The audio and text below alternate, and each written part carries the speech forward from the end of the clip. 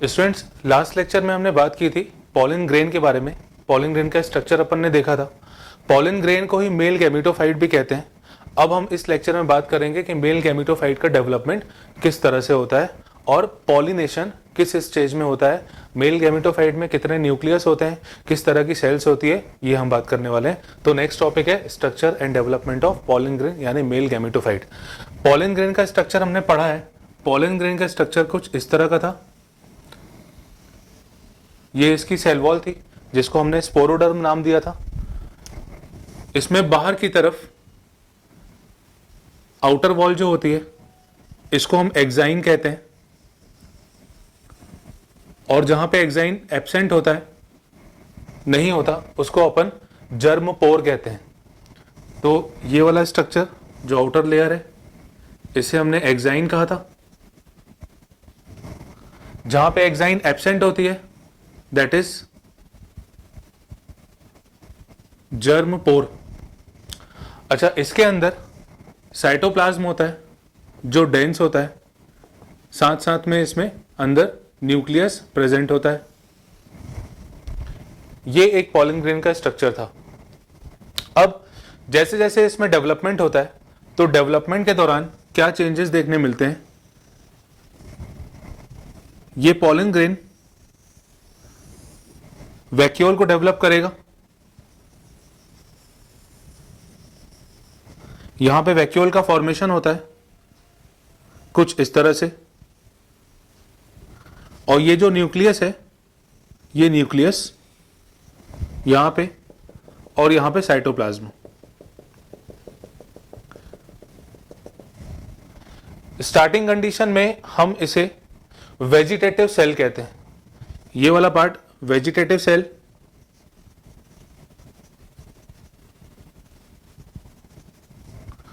अब इस vegetative cell के न्यूक्लियस में डिवीजन स्टार्ट होता है और यहां पे एसिमेट्रिक स्पिंडल लाइक फॉर्मेशन हमें देखने मिलता है। तो नेक्स्ट स्टेज में बाहर की तरफ एक्साइन, और यहां पे जो वेजिटेटिव सेल का न्यूक्लियस है ये डिवीजन शो करेगा।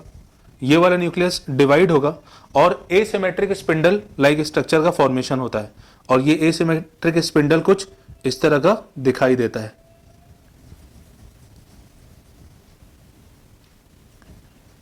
ये एसिमेट्रिक स्पिंडल का फॉर्मेशन हुआ और ये न्यूक्लियस वेजिटेटिव सेल का, और यहां पे वैक्यूल कुछ इस तरह से हमें देखने मिलता है। साइटोप्लाज्म वैसा ही रहता है। वेजिटेटिव सेल में माइटोटिक डिवीजन के बाद ये नया स्ट्रक्चर बनता है। वेजिटेटिव सेल के न्यूक्लियस में माइटोटिक डिवीजन होगा और फाइनली एसिमेट्रिक स्पिंडल शेप का स्ट्रक्चर बनेगा। इसके बाद नेक्स्ट लेयर, नेक्स्ट स्ट्रक्चर हम देखते हैं कि यहां पे ये जो ऊपर वाली सेल होती है ये नीचे वाली सेल से अलग होने लगती है और फाइनली स्ट्रक्चर कुछ इस तरह का हमें देखने मिलता है। ये पॉलन ग्रेन, ये न्यूक्लियस, बीच में यहां पे वैक्यूल, यहां पे जो एसिमेट्रिक स्पिंडल था ये यहां पे न्यूक्लियस के फॉर्म में हमें देखने मिलता है, और यहां पे पार्टीशन हमें देखने मिलता है ऊपर वाली सेल से। ये फाइनली स्ट्रक्चर अब बनता है पॉलन ग्रेन का। आउटर पार्ट में वैसे ही एक्साइन, जो इनर लेयर होती है वैसे ही इंटाइन होती है, जो अपन पढ़ चुके हैं। सब कुछ वैसे ही होता है, पर इस कंडीशन में अब यहां पे ऊपर बन गई है वेजिटेटिव सेल, और नीचे जो सेल बनती है जो छोटे साइज की होती है उसे हम कहते हैं जनरेटिव सेल। वेजिटेटिव सेल, अगर हम इसके कुछ प्रॉपर्टीज और स्ट्रक्चर की बात करें तो इसमें ये लार्ज साइज की है। इसके अलावा इसमें रिजर्व फूड मटेरियल होता है,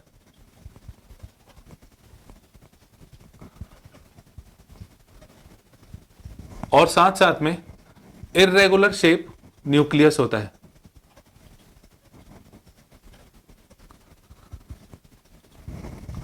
साइज इसका बड़ा होता है, रिजर्व फूड मटेरियल होता है, और साथ साथ में इर्रेगुलर शेप न्यूक्लियस देखा जाता है।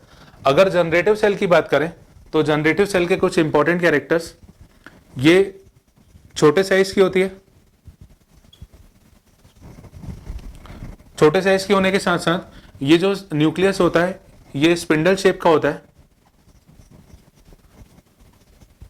स्पिंडल शेप न्यूक्लियस, और इसका साइटोप्लाज्म डेंस होता है।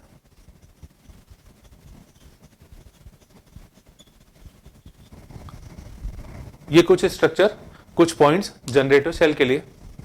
फिर से मैं एक बार रिपीट कर देता हूं।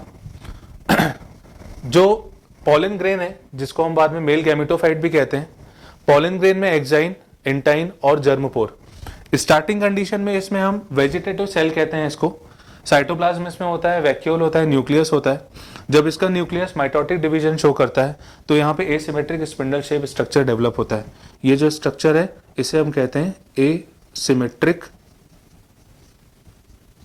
स्पिंडल। ये माइटोटिक डिवीजन के बाद होता है, और जो नया स्ट्रक्चर बनता है वो कुछ इस तरह से, बड़ी वाली सेल वेजिटेटिव सेल होती है, रिजर्व फूड मटेरियल होता है, इरेगुलर शेप न्यूक्लियस होता है, और generative cell is smaller in size, spindle shape nucleus and has dense cytoplasm. इस कंडीशन में यदि पॉलिनेशन होता है तो हम इसे टू सेल्ड स्टेज पॉलिनेशन कहेंगे। यदि इस कंडीशन में पॉलिनेशन होता है तो हम इसे टू सेल्ड स्टेज पॉलिनेशन कहेंगे। तो in this condition, in this situation if pollination occurs, यदि pollination होता है तो हम इसे टू सेल्ड स्टेज कहते हैं, क्योंकि इसमें दो सेल हैं। In this situation if pollination occurs then it is two celled stage pollination, और ये होता है लगभग 60% ऑफ एंजियोस्पर्मिक प्लांट में। बहुत इंपॉर्टेंट पॉइंट बता रहा हूं, बहुत कई बार एग्जाम में पूछा जा चुका है। It takes place in 60% of angiospermic plants.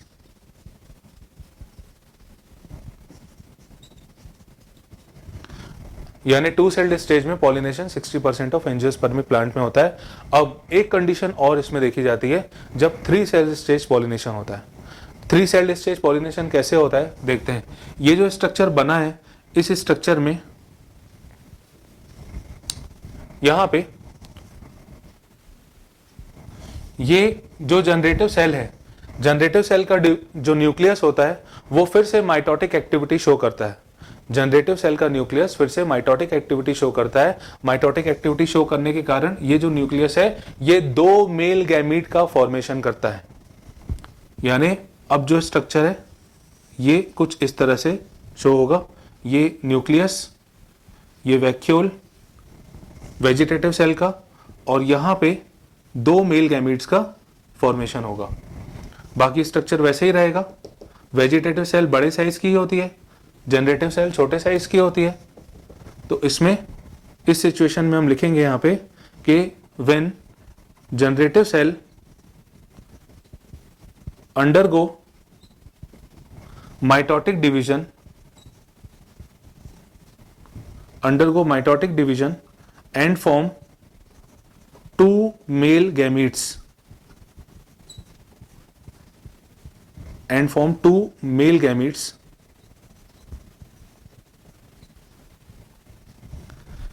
This situation or this condition is called three-celled stage.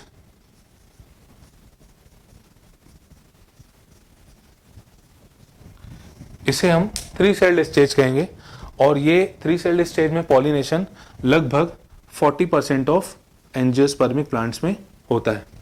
यदि यहाँ पे पॉलिनेशन होगा तो ये 40% ऑफ एंजियोस्पर्मिक प्लांट्स में होता है।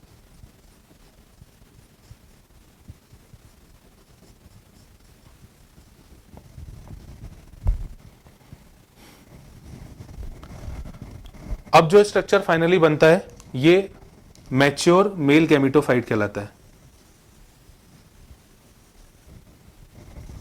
ये मैच्योर मेल गैमेटोफाइट कहलाएगा थ्री सेल्ड स्टेज में।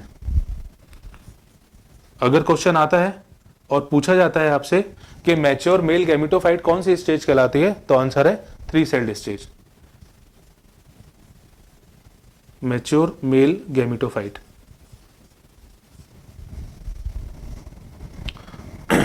जल्दी से इसको समझते हैं। अगर आपको कुछ इसमें लिखना है तो आप अपने हिसाब से नोट्स बना के प्रॉपर पैराग्राफ बना के इसको लिख सकते हैं।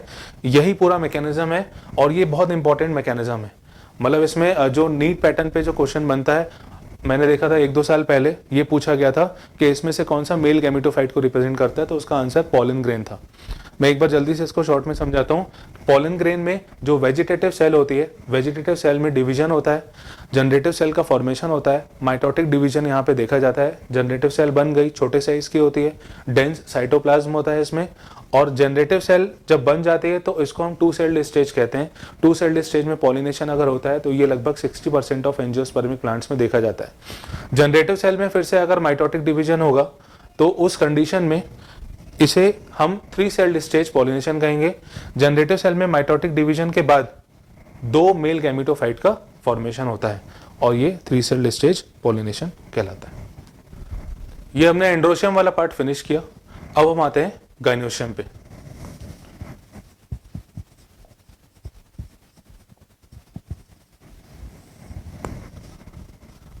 गाइनोशियम एक नेसेसरी वर्ल है और ये फीमेल रिप्रोडक्टिव सिस्टम को रिप्रेजेंट करता है। It represent female reproductive system. इसे हम पिस्टल और कार्पल भी कहते हैं। It consist of 1 pistol. जैसे एंड्रोशियम के लिए हमने स्टेमन वर्ड से रिप्रेजेंट किया था उसको, यहां पे हम पिस्टल और कार्पल टर्म यूज करते हैं। यदि एक पिस्टल प्रेजेंट होता है तो हम इसको कहते हैं monocarpellary. It consist of 1 pistil और मोर देन 1 पिस्टल और मोर देन 1 पिस्टल। और अगर एक पिस्टल से ज्यादा होगा तो हम इसे मल्टी कार्पिलरी कहेंगे। एक पिस्टल के लिए मोनो कार्पिलरी, एक से ज्यादा पिस्टल के लिए मल्टी कार्पिलरी। अब ये मल्टी कार्पिलरी स्ट्रक्चर, कार्पल जो होंगे वो या तो यहां पे जुड़े हो सकते हैं और या तो अलग अलग हो सकते हैं। अगर ये कार्पल्स सब अलग अलग हैं, फ्री हैं, तो हम एक टर्म यूज करते हैं एपोकार्पस।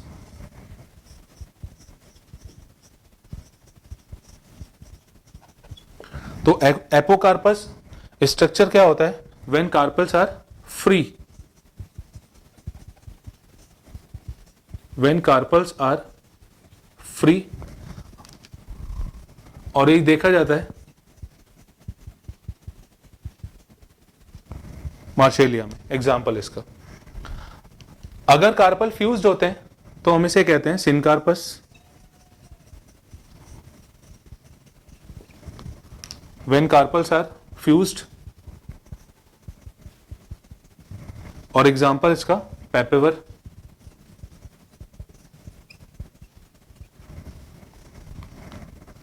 एक पिस्टल मोनोकार्पलरी, एक से ज्यादा पिस्टल मल्टीकार्पलरी।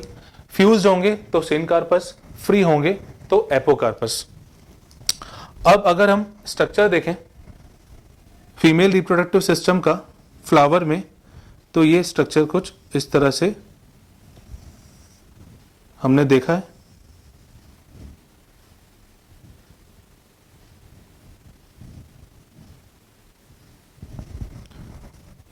ये ऊपर वाला पार्ट ये कहलाता है स्टिग्मा। अगर स्टिग्मा को हम डिफाइन करें तो stigma is that part of pistil which receive pollen grain for pollination.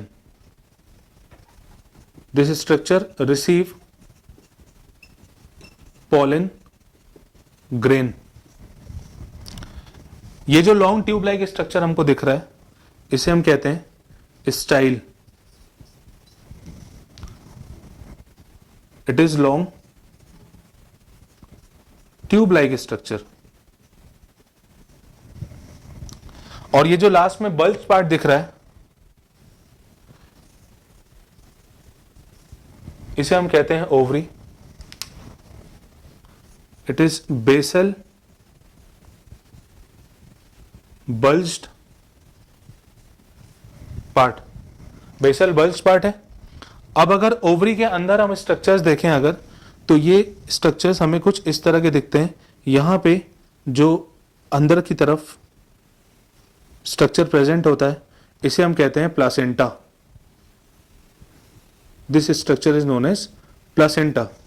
ये वाला पार्ट प्लासेंटा कहलाता है, जो हमने ब्लू से यहां पे रिप्रेजेंट किया है। प्लासेंटा में फूड रिजर्व होता है, न्यूट्रिशन के लिए स्ट्रक्चर रिस्पॉन्सिबल है। यहां पे स्ट्रक्चर लगे होते हैं, छोटे छोटे स्ट्रक्चर्स लगे रहते हैं, ओव्यूल।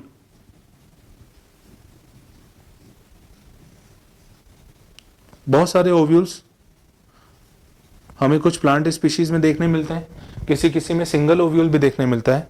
तो ये स्ट्रक्चर जो है इसको हम ओव्यूल कहते हैं, ओव्यूल और मेगास्पोरेंजिया। इसके अलावा कई बार ओवरी के अंदर अलग अलग चेंबर्स बने रहते हैं। जैसे यहाँ पे कोई चेंबर नहीं बना है, ये जो ओपन स्पेस है यहाँ पे, इसे हम कह रहे हैं लोक्यूल।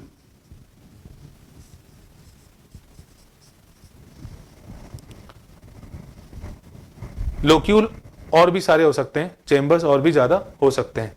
तो फीमेल रिप्रोडक्टिव सिस्टम का ये पार्ट, इसको रिप्रेजेंट करते हैं हम 3 स्ट्रक्चर से। Stigma, style, ovary. Stigma top part होता है जो पॉलन ग्रेन को रिसीव करता है। Style long tube like structure है, और नीचे जो बेसल पार्ट होता है दैट वी कॉल्ड ओवरी, ये बेसल बल्ज पार्ट होता है। ओवरी के अंदर कुछ छोटे छोटे स्फेरिकल बॉडीज होती हैं, स्ट्रक्चर्स होते हैं, ऑलमोस्ट स्फेरिकल होते हैं, इसको हम कहते हैं ओव्यूल। यहाँ पे ओव्यूल जो होते हैं वो जुड़े होते हैं प्लासेंटा से। अगर अंदर बहुत सारे चेंबर्स देखने मिलते हैं तो उसे हम लोक्यूल कहते हैं। यहाँ पे सिंगल स्ट्रक्चर हमें देखने मिल रहा है, अंदर चेंबर हमने नहीं बनाए, बाकी चेंबर यहाँ प्रेजेंट होते हैं। अब ओव्यूल जो होता है ये सिंगल भी हो सकता है और एक से ज्यादा भी हो सकता है। तो अगर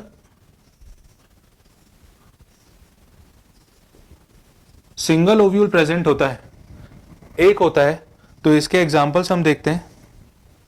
व्हीट, राइस, मैंगो, ये सिंगल ओव्यूल के एग्जांपल। और अगर ओव्यूल बहुत सारे होते हैं, many, when ovary contain many ovules, इसका example melon, papaya,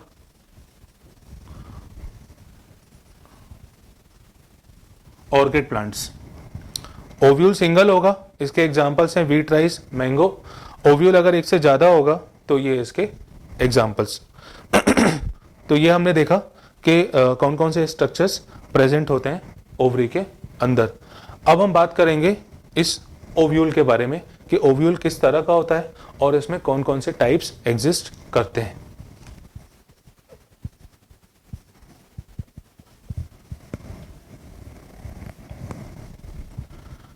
next topic, हम स्ट्रक्चर देखते हैं ओव्यूल का। ओव्यूल को इंटेगुमेंटेड मेगास्पोरेंजिया भी कहते हैं। माइक्रोस्पोरेंजिया हमने मेल पार्ट के लिए रिप्रेजेंट किया था, पॉलन ग्रेन के लिए रिप्रेजेंट किया था, और यहाँ पे ओव्यूल को हम मेगास्पोरेंजिया टर्म से रिप्रेजेंट कर रहे हैं। पहले इसका स्ट्रक्चर देखते हैं, और स्ट्रक्चर में ही मैं आपको इसके सारे पार्ट समझाता जाता हूँ, और जो भी थ्योरेटिकल पार्ट है वो भी कवर करते जाते हैं।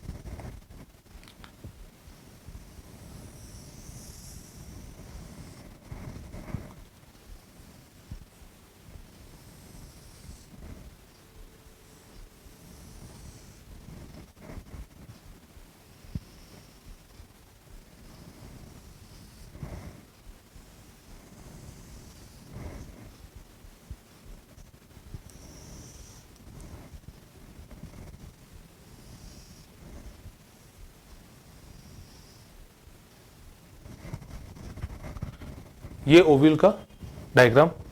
अब इसमें कई पार्ट्स हैं और इन पार्ट्स का क्या क्या फंक्शन होता है ये हम बात कर रहे हैं। सबसे पहले ये वाला स्ट्रक्चर ऊपर की तरफ, इसे हम कहते हैं funicle.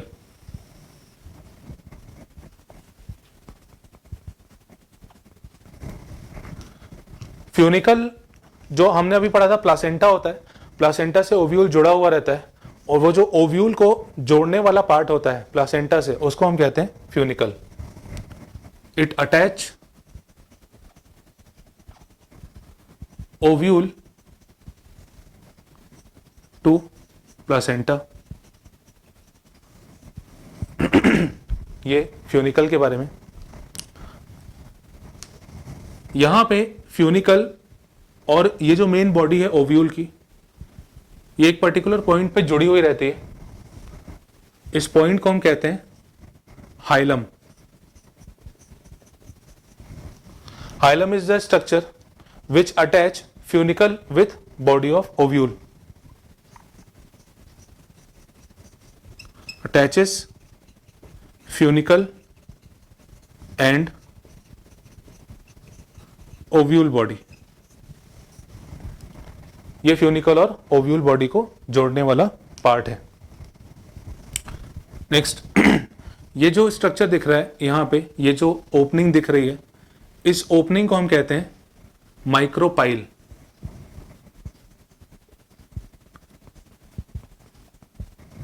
It is known as micropyle. Micropyle के बारे में, ये एपेक्स है और स्मॉल ओपनिंग के फॉर्म में हमें ये स्ट्रक्चर दिखता है। This part is known as apex of ovule and it is represented in form of small opening. ये जो पार्ट दिख रहा है, जो ये लाइंस के रूप में दिख रहा है हमें, ये कहलाता है इंटेग्यूमेंट।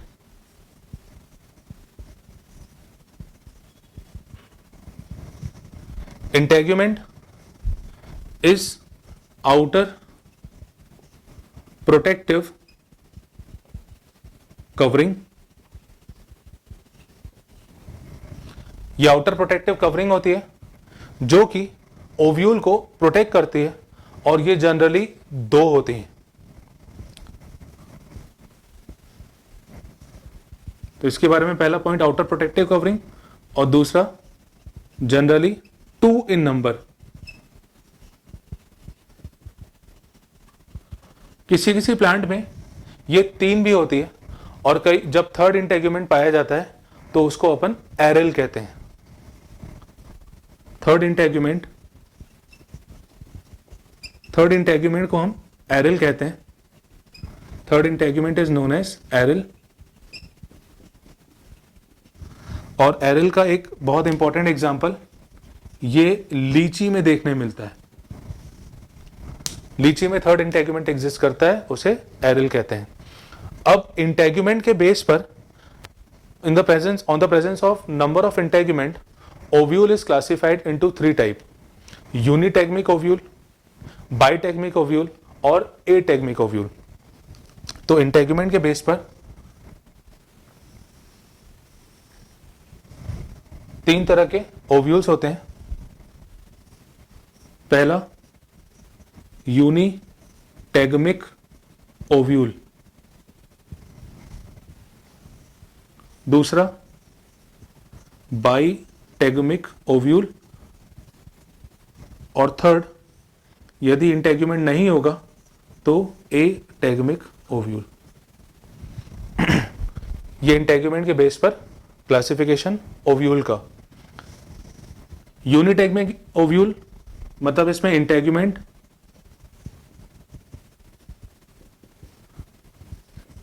एक होगा। इसके एग्जाम्पल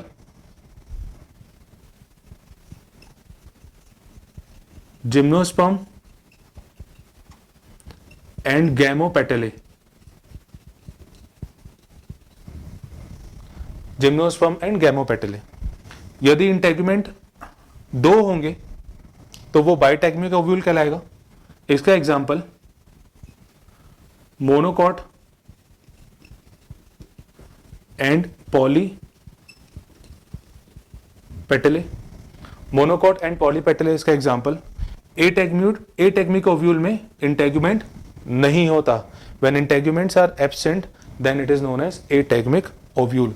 और इसका एग्जाम्पल प्लांट जैसे सेंटलम और लॉरेंथस, इन प्लांट्स में इंटेग्यूमेंट नहीं देखा जाता। तो ये हो गया इंटेग्यूमेंट के बारे में। आउटर प्रोटेक्टिव कवरिंग है, 2 होता है जनरली नंबर में। अगर 3 होगा तो उसे एरल कहते हैं। और ये एग्जाम्पल लीची देखा जाता है।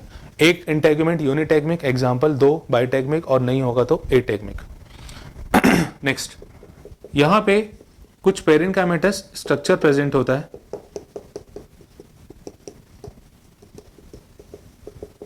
This parenchymatous structure is known as nucellus.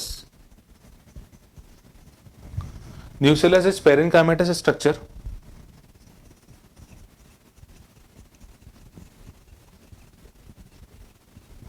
ये पेरेन्काइमेटस स्ट्रक्चर होता है और इसमें फूड मटेरियल प्रेजेंट होता है।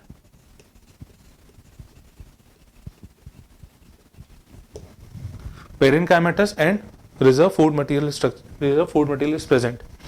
न्यूसेलस में डेवलपमेंट के बेस पे 2 तरह के ओव्यूल्स बताए गए हैं। एक होता है crassinucellate ovule,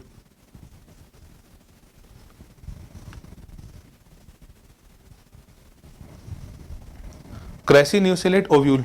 crassinucellate ovule मतलब जिसमें न्यूसेलस वेल डेवलप होगा, विथ वेल डेवलप न्यूसेलस। और इसका एग्जाम्पल है पॉलीपेटले। पॉलीपेटले के एग्जाम्पल्स जो भी होंगे उन सब में वेल डेवलप न्यूसेलस देखा जाता है। दूसरा है टेन्यून्यूसेलेट। टेन्यून्यूसेलेट ओव्यूल, इसमें जो न्यूसेलस होता है it is not well developed. Example इसका गैमोपेटले। तो न्यूसेलस पेरेन्काइमेटस स्ट्रक्चर है, इसमें रिजर्व फूड मटेरियल होता है और ये 2 तरह का होता है डेवलपमेंट के बेस पे। क्रेसी न्यूसेलेट ओव्यूल जिसमें वेल डेवलप न्यूसेलस होता है, एग्जाम्पल पॉलीपेटले, और जिसमें वेल डेवलप नहीं होता है, एग्जाम्पल गैमोपेटले। नेक्स्ट आता है ये जो बेसल पार्ट होता है,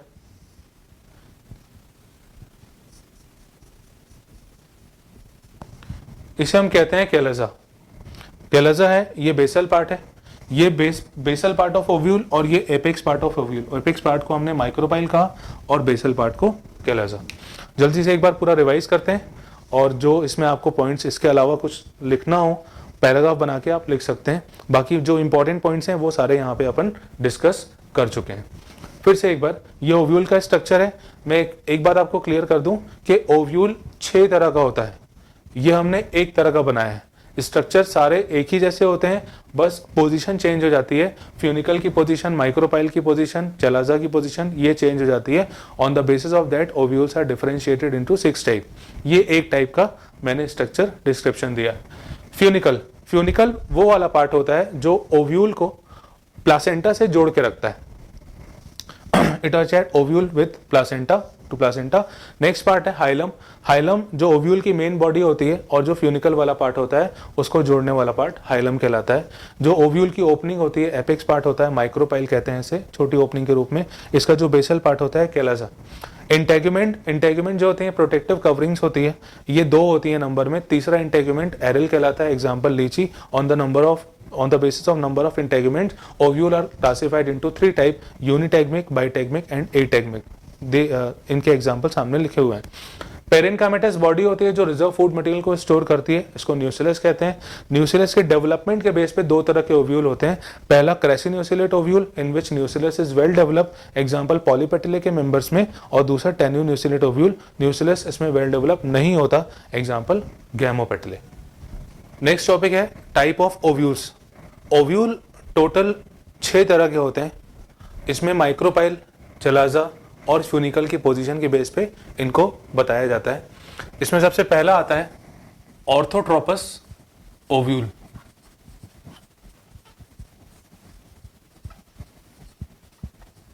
ऑर्थोट्रोपस ओव्यूल में माइक्रोपाइल, फ्यूनिकल और चलाजा ये तीनों एक स्ट्रेट लाइन में आ जाते हैं। Micropyle, chalaza and funicle in straight line.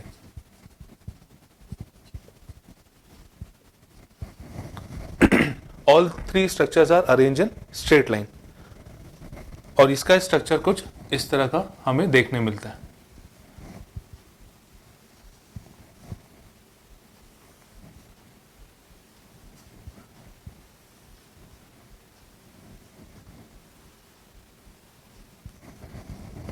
ये ऑर्थोट्रोपस ओव्यूल. इसका एग्जाम्पल अगर देखें, साइकस में पाइपर पॉलीगोनम प्लांट में हमें ऑर्थोट्रोपस ओव्यूल देखने मिलता है. दूसरा टाइप का ओव्यूल है एनाट्रोपस. अभी हमने जैसा स्ट्रक्चर पढ़ा था उसका जस्ट ऑपोजिट, यानी ओव्यूल टर्न्स एट 180 डिग्री. इसका example, it is found in 82% of angiospermic families. Angiosperm में 82% फैमिलीज में हमें एनाट्रोपस ओव्यूल देखने मिलता है. और ये ओव्यूल बिल्कुल ऑपोजिट अरेंजमेंट शो करता है, कुछ इस तरह का. ये anatropous ovule. Third type is hemianatropous ovule. नाम से इंडिकेट है, यहां पे 180 डिग्री, और ये हेमी एनाट्रोपस है मतलब 90 degree. Ovule body and funicle, ovule body और फ्यूनिकल ये आपस में 90 डिग्री पे होती हैं. At right angle. इसका एग्जाम्पल ये रननक्यूलस में देखा जाता है, और ये स्ट्रक्चर कुछ इस तरह का हमें देखने मिलता है.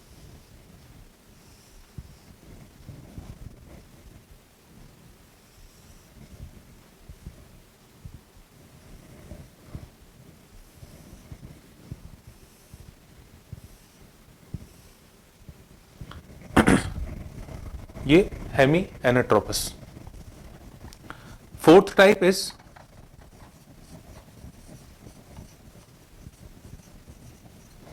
कैम्पाइलोट्रोपस.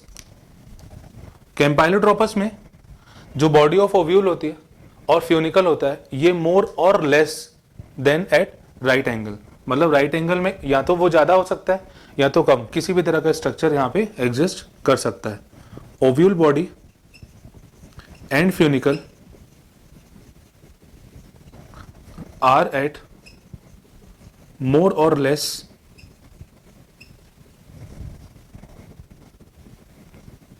than 90 degree. और ये देखा जाता है लेग्यूमिनेसी फैमिली के जो मेंबर होते हैं उनके में. स्ट्रक्चर इसमें, इसका स्ट्रक्चर आपको हो सकता है कि थोड़ा बहुत बुक्स में वेरी करता हुआ मिले.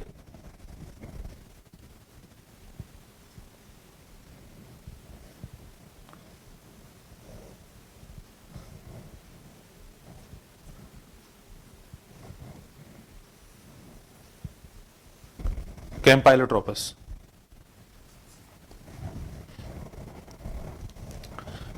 इसमें ज़्यादातर केसेस में हमें ये वाला स्टडी करना होता है जो पॉलीगोनम में पाया जा रहा है, और एनाट्रोपस 82% ऑफ एंजियोस्पर्मिक प्लांट में.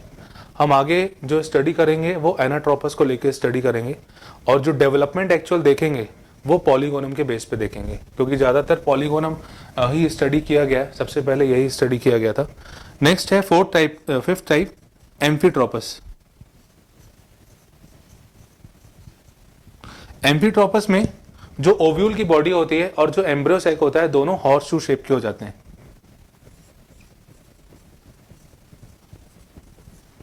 Ovule body and embryo sac ये दोनों हॉर्स शू शेप के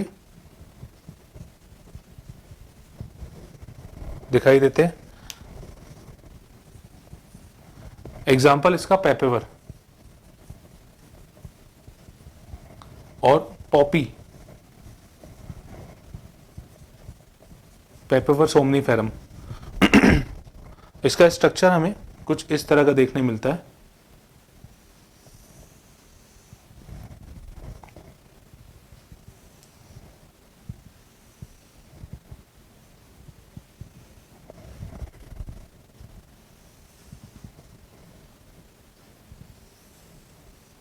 और जो एम्ब्रियोसैक होता है वो भी हॉर्स शू शेप का दिखाई देता है। Last sixth type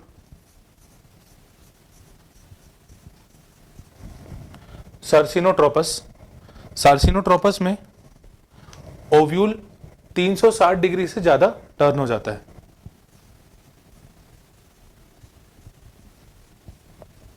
ovule turns more than 360 degree. Example, open shear, और इसमें स्ट्रक्चर ओव्यूल का कुछ इस तरह का देखने मिलता है।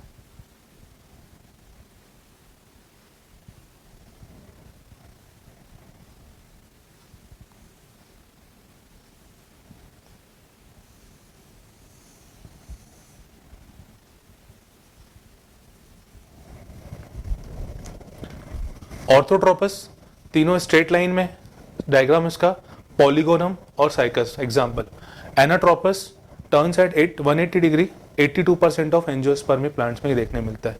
और बाकी के ये जो कॉमनली क्वेश्चन पूछा जाता है वो ऑर्थोट्रोपस और एनाट्रोपस पे पूछा जाता है। Next topic is megasporogenesis. बहुत इंपॉर्टेंट टॉपिक है, समझिएगा ध्यान से इसको। मेगास्पोरोजेनेसिस में हमने जो स्ट्रक्चर देखा था, जैसे जो मेन पेरेन्काइमेटिक स्ट्रक्चर होता है न्यूक्लियस, न्यूक्लियस यहाँ पे बहुत इंपॉर्टेंट रोल प्ले करता है। न्यूक्लियस में ही सेल्स में डेवलपमेंट के कारण मेगास्पोर्स का फॉर्मेशन होता है। जैसे अभी एक अपन ने स्ट्रक्चर बनाया था एनाट्रोपस ओव्यूल का, ये एनाट्रोपस ओव्यूल, यहाँ पे न्यूक्लियस पेरेन्काइमेटिक स्ट्रक्चर,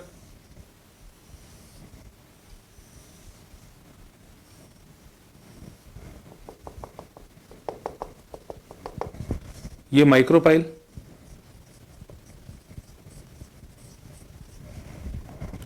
अब समझिएगा इसमें मेगास्पोरोजेनेसिस एक प्रोसेस है जिसमें मेगास्पोर मदर सेल मेगास्पोर्स का फॉर्मेशन करती है।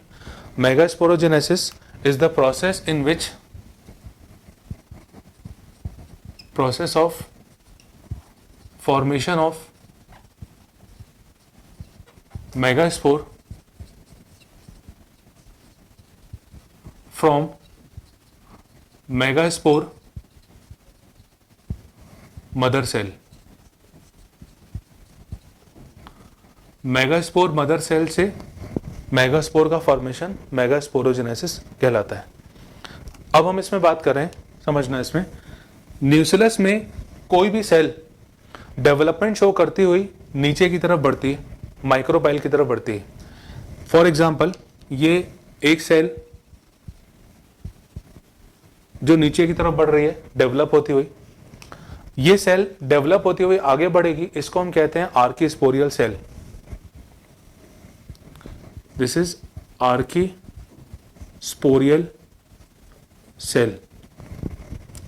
आर्कीस्पोरियल सेल अंडरगो डिवीजन, ये डिवाइड होगी और दो तरह की सेल्स का फॉर्मेशन करती है। इसमें पहली होती है primary parietal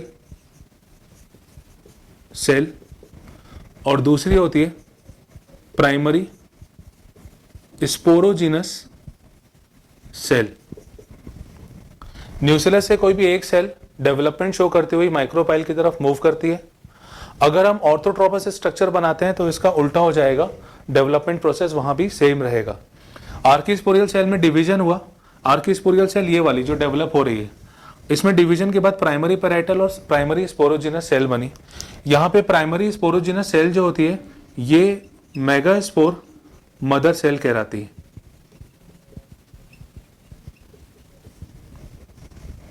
megaspore mother cell कहलाती है इन केस ऑफ क्रेसिन्यूसिलेट ओव्यूल, जिसमें न्यूक्लियस वेल डेवलप्ड होता है। अगर न्यूक्लियस वेल डेवलप नहीं है तो वहां पे प्राइमरी पैराइटल सेल ही आर्कीस्पोरियल सेल ही मेगास्पोर मदर सेल कहलाएगी। जिसमें न्यूक्लियस वेल डेवलप्ड होता है उसमें primary sporogenous cell megaspore mother cell कहलाएगी। जिसमें न्यूक्लियस वेल डेवलप नहीं है उसमें archesporial cell megaspore mother cell कहलाएगी। अब ये जो मेगास्पोर मदर सेल बनी है, मेगास्पोर मदर सेल में मियोटिक डिवीजन होगा और मियोसिस के बाद हमें पता है 4 सेल्स बनती हैं। तो जो यहाँ पे सेल बनती हैं उसे हम कहते हैं मेगास्पोर, और ये 4 होती है, 4 इन नंबर। ये प्रोसेस है मेगास्पोरोजेनेसिस। फिर से एक बार जल्दी से, megasporogenesis is the process of formation of megaspore from megaspore mother cells. इसमें हमने देखा ओव्यूल में जो पेरेन्काइमेटस स्ट्रक्चर था न्यूक्लियस में कोई सेल डेवलप्ड होती हुई माइक्रोपाइल की तरफ बढ़ती है, उसमें मूवमेंट के दौरान उसका साइज बढ़ता जाता है। इसको हम कहते हैं आर्कीस्पोरियल सेल। आर्कीस्पोरियल सेल में डिवीजन होता है, डिवीजन के बाद प्राइमरी पैराइटल और प्राइमरी स्पोरोजिनस सेल बनी। प्राइमरी स्पोरोजिनस सेल का ही दूसरा नाम मेगास्पोर मदर सेल है। अगर न्यूक्लियस वेल डेवलप नहीं है तो उस केस में आर्कीस्पोरियल सेल ही मेगास्पोर मदर सेल की तरह काम करेगी। मेगास्पोर मदर सेल में मियोसिस होता है, मियोसिस के बाद फाइनली 4 मेगास्पोर बनते हैं। This process is known as megasporogenesis.